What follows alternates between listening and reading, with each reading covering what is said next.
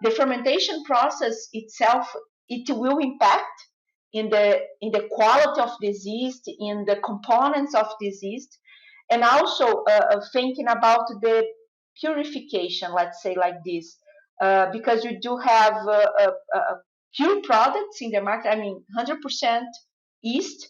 Normally, we do have Saccharomyces cerevisiae. Besides, we have others, but usually Saccharomyces cerevisiae. And there is other products that it also contain these metabolites from the fermentation media, together with the residual grains from the process. So all of these will impact in the final product and benefits expected.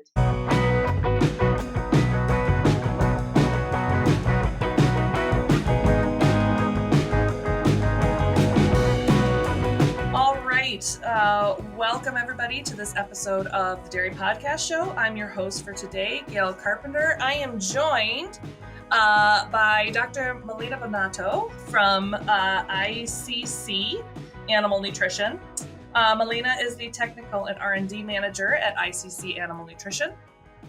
She received a Bachelor of Science in Animal Science from Brazil in Sao Paulo, and also she received her bachelor's degree in 2007. She also received a Master of Science and a PhD from the same university in 2010 and 2013, also in animal science. Since 2013, she's been managing the Technical and R&D department at ICC Brazil, which is focused on yeast-based products, studying and applying to animal nutrition, immune responses, health, and performance. Melina has published 27 papers in peer-reviewed journals, 5 book chapters, and several abstracts and technical magazine articles. Welcome back to the Dairy Podcast Show, Melina. Anything you want to fill in on your bio, background, how long you've been with ICC? For a long time. How is your role? What brought you to ICC? How has your role in the company kind of evolved over time? Thank you, Gail. Thank you for having me again in the podcast. So I've been working for ICC for almost 12 years, and since I joined the company, the idea is for me to work with all species. And as we discussed before, my background is indeed in monogastrics. But then, when I joined the company, my challenge was really to work with different species and really focus our portfolio solution that is based on yeast, as you mentioned, the application in these different species. So during these years, we have studied a lot the application in ruminants and both dairy and beef. And I think we can cross a knowledge between the species when we talk about some specific topics that it is interesting, because sometimes we have it's not the same species, not the same mode of action, but you can open your mind to have to think a different way when we talk about research applications and everything, right? So thank you again for having me here. Yeah, no problem. So which is better, monogastrics or nutritionists? Monogastrics or ruminants, I should say, not nutritionists. Monogastrics or ruminants, yeah. I like both, I used to say that if I could come back in time and start over during my undergraduation and everything, maybe I would go for the dairy. I really like it. It's not too late. We'll still take it. Yeah, indeed. Yeah. Yeast-40 is a natural biotechnology from ICC designed to boost the health and productivity of animals under challenging production systems.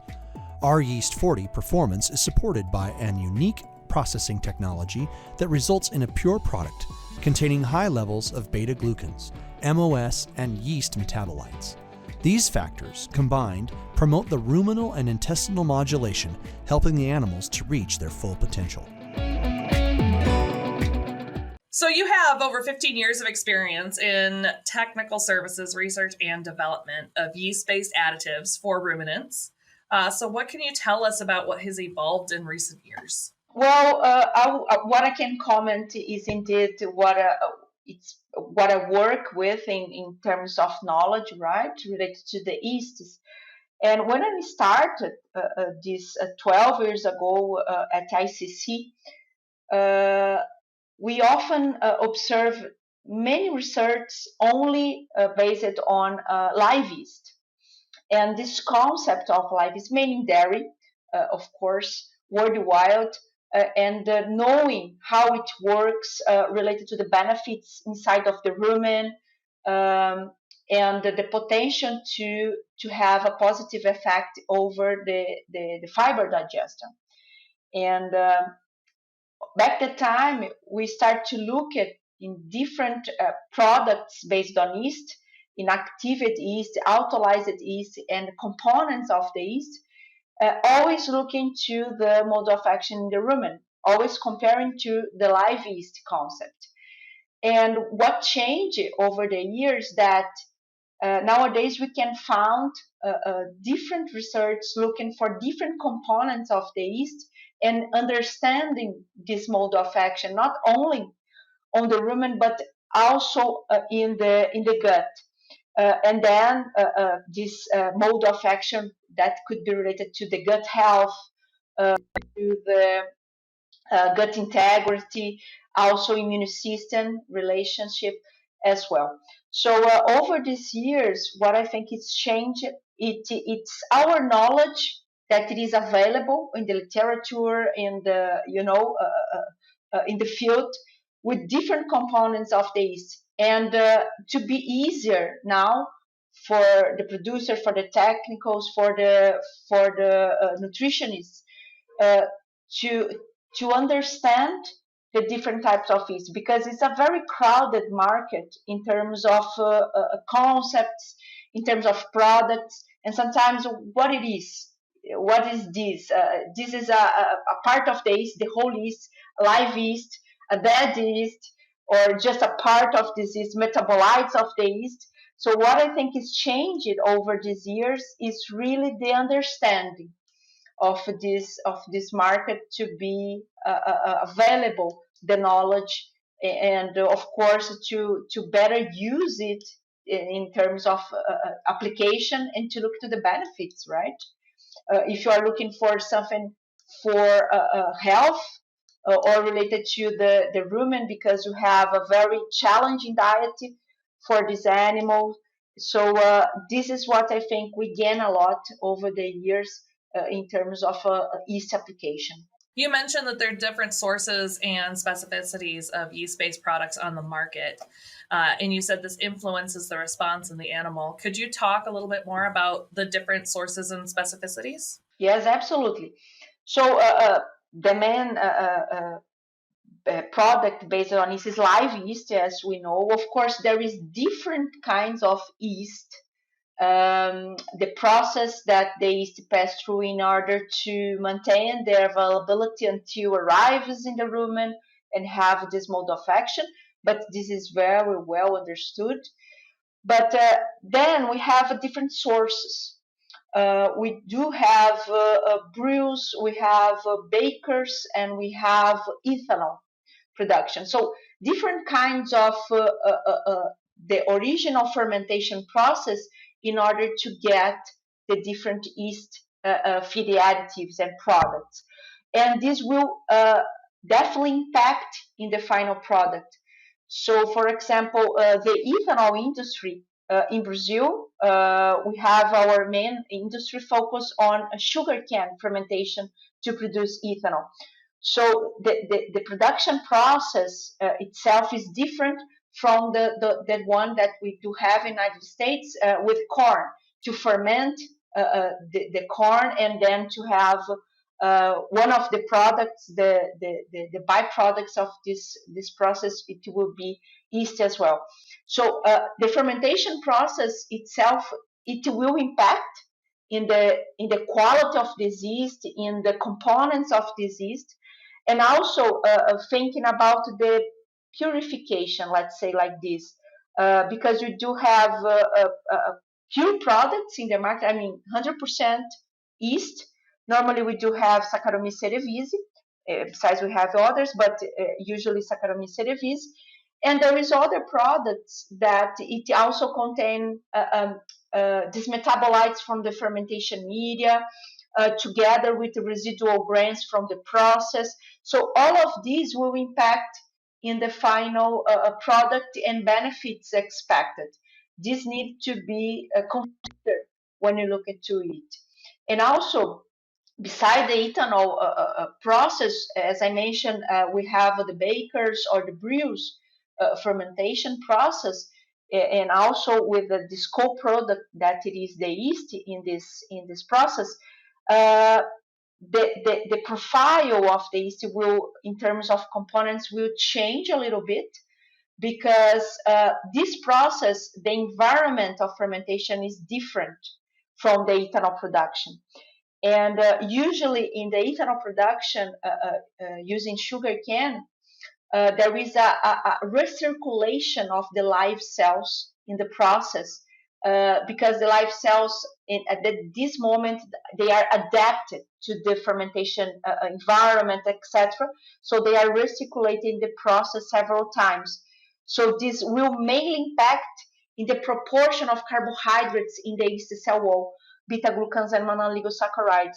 So we do expect, for example, in this source to have a higher concentration of these carbohydrates versus a source of fermentation where we don't have the recirculation like it is in the bakers or in the brews fermentation. Then this will impact in characteristic of this yeast. So it's again, it's a crowded market, different aspects to consider. But nowadays we do have information to check to understand this, and again, this will definitely impact on the benefits and mode of action expected in the end. What can you tell me a little bit more about the end products? Because I mean, ultimately, both corn and sugarcane are used to produce alcohol. So where does that difference come from? We can talk about is the same Saccharomyces cerevisiae yeast used in this process. When we talk about corn, uh, until today we don't have the recirculation of these live cells in the process. I mean, there is this fermentation process, the production of ethanol, the separation of the pure ethanol from the grains together with the yeast, etc. But nowadays, we still don't have the purification of this yeast. I mean that this final product, it contains low amount of cells. Of course, it contains the grains. We do have products very good in terms of protein levels. I'm not saying this is not a good product, but when we talk about a pure yeast product with this purpose to talk about the components of the yeast and the mode of action, in this way it's a kind of diluted because it contains all these components of the fermentation media together with the residual grains. When I talk about the sugar cane production process, in this way it is on the liquid environment, and it's possible to separate uh, this liquid content that contains the ethanol, the pure ethanol, and concentrate the live cells. And then, of course, to pass through different process to autolyze the cells or even to separate the cell wall components, etc. So this will be 100% pure yeast product with no fillers, no carriers, or no grains in this process that we do have with the corn use it to produce ethanol. So this is the difference when you talk about these products.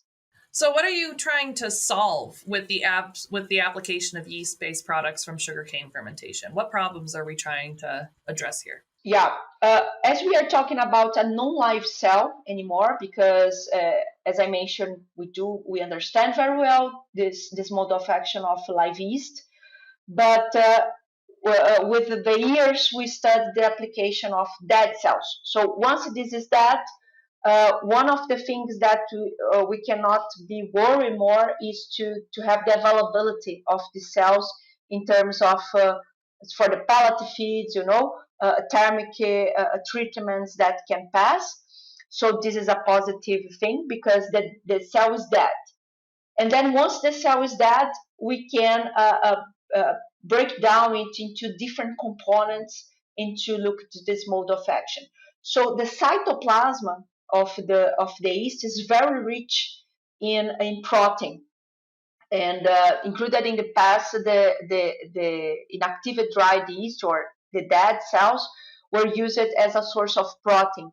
And within the years, with the knowledge to separate these components, etc., that we move it to the benefits of feed additives.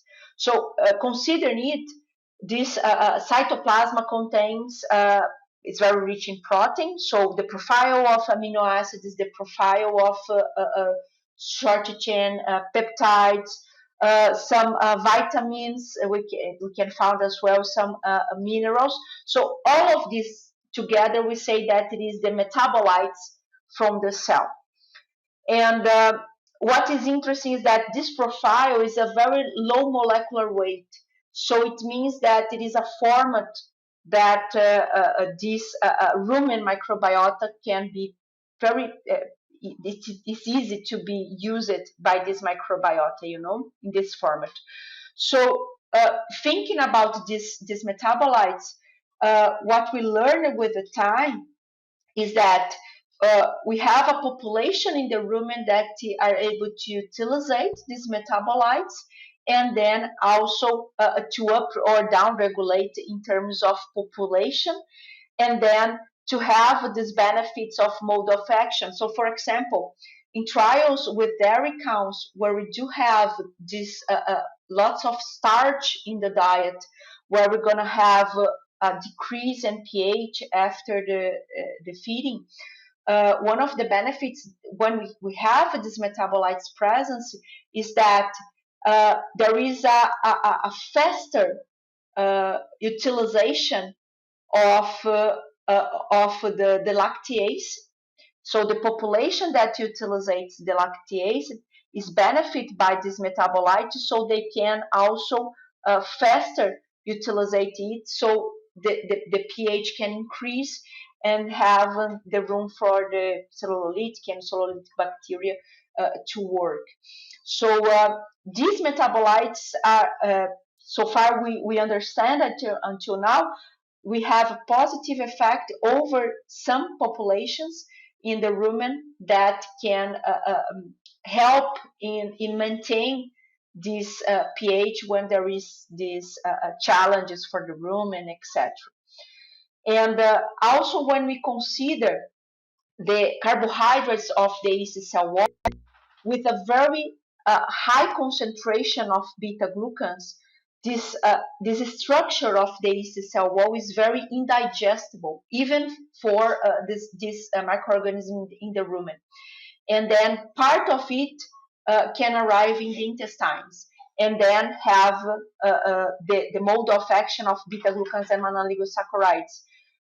As I mentioned before, over the gut integrity. When we talk about young animals, we know that it's very important in terms of control E. coli, salmonella, and or even to balance this microbiota and avoid this intestinal damage that can due to diarrhea, etc. And in adult animals, thinking also in food safety, not just in bacteria that can cause diseases, but in terms of food safety to avoid or to decrease the contamination in the meat, in the milk, etc. So in this way, these carbohydrates are known as immunonutrients, and beta-glucans can potentially support the immune system responses. So in dairy cows, for example, we can see a decrease in somatic cells count that also is related to this quality of the milk, etc., right? So sometimes when you look at these components together in the diet and the benefits of the animal, sometimes it's difficult to separate the mode of action of these components.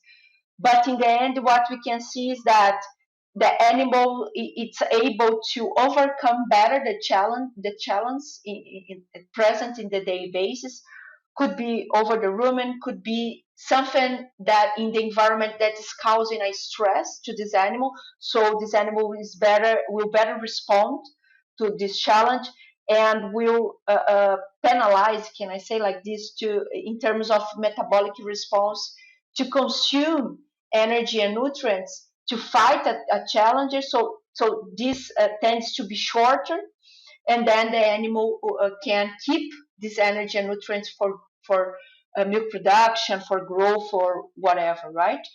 So this is one of the characteristics that we stress about the origin of the yeast that comes from the sugarcane fermentation, uh, due to this very dense yeast cell wall that will guarantee that part of it will really arrive in intestines to have these benefits over general health of the animals. If our listeners want more information or if they want to be able to get in contact with you, where should they go? Oh, they can go to the LinkedIn. Of course, we do have or Facebook or Instagram. We can search for ICC Animal Nutrition. We often share news about the scientific results that we have, some tendencies, some important subjects from the market that can relate it to the yeast potential benefits, supplementation. Um, we talk about animal production in general, not just yeast itself, besides is our specialty, right? But it's a forum that we can exchange about it, and also sometimes we are present in different congress, different event fairs, and I think it's a very good source to find this news about ICC and the technical team, etc. It's time for our famous three. Adiseo, a global leader in nutritional solutions and the provider of Smartamine M, the best in-class rumen-protected methionine product for dairy producers who want to optimize milk production, capture more value from their components, and maintain the lifetime performance of their herds. For more product information and to calculate your return on investment when you balance your feed with amino acids, go to milkpay.com. Well, unless you have anything else to add, it looks like we are approaching the 25-minute mark. So we will go ahead and ask, and you've been a guest before, so maybe your answers have changed or maybe they've stayed the same. I do not remember what your answers were last time. So either way, it'll be new to me. But we have 3 questions that we ask all of our guests. And our first one, as you know, is what is your favorite dairy-related book or resource? Oh, And I know that you said you do a lot of species, right? So if you want to branch out even outside of dairy, you're welcome to. oh, thank you. So last time I remember that I mentioned that I was studying a little bit about immunology, and I'm still on it because it's a very dense subject. So it's like a continuous study. I think I have the book here. So it's immunology. It's in Portuguese, but it's a book that talks in general about mammals immunology.